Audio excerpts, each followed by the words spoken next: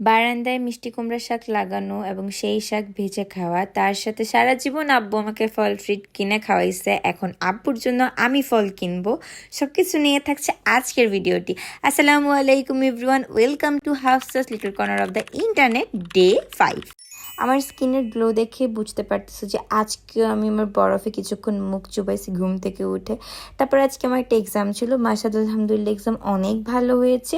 CQ অনেক easy ছিল, MCQ একটু হার্ড ছিল। সব কিছু তো আর ইজি হয় না, সব কিছু যদি ইজি হতো সবাই সিজিপিএ 4 পাইতো, রাইট?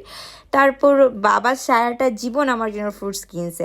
তোমরা কি জানো আমি কখনো চিপস চকলেট খাইতাম না ছোটোবেলায়? 3 বেলা আমার ভাত খাওয়াইতো আর আমার আব্বু হচ্ছে ফ্রুটস খাওয়াইতো, ইভেন আমাকে বিস্কিট পর্যন্ত খাওয়াইতো না আমার বাপে।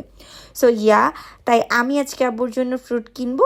ফ্রুট বলতে হচ্ছে আমি আজকে আব্বুর জন্য তরমুজ, আম, তারপর হচ্ছে বড় যে আঙ্গুর ওগুলা কিনছি।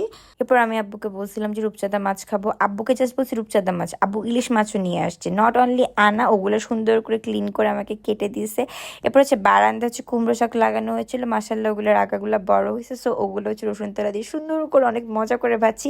গরম ভাতের সাথে গরম গরম শাক আর একটু লেবু চেপে দিলে, আর সাথে যদি শুকনো মরিচ হয় সাথে আর কথাই নেই। এরপর হচ্ছে রূপচাঁদা মাছগুলো আমি সুন্দর করে হচ্ছে ময়দা দিয়ে ভাজি, সাথে হালকা করে পেঁয়াজ কুচি করে নিয়েছি এবং পেঁয়াজ কুচিগুলো ময়দা আর মশলা দিয়ে ভেজে নিয়েছি যাতে একটু মুচমুচে হয়। এরকম রূপচাঁদা মাছ আর পেঁয়াজ ভাজা আর ডাল হচ্ছে নিসর্গ কটেজে আমি খেয়েছিলাম, আর খেয়ে বুঝতে পেরেছিলাম যে এটা নিশ্চয়ই এভাবে বানানো হয়েছে, তাই আমি বাসায়ও ট্রাই করেছি। অ্যান্ড আমি পার্সোনালি ডালে হচ্ছে পাঁচফোড়ন দিই, যেটা ডালের সাথে দ্বিগুণ করে দেয়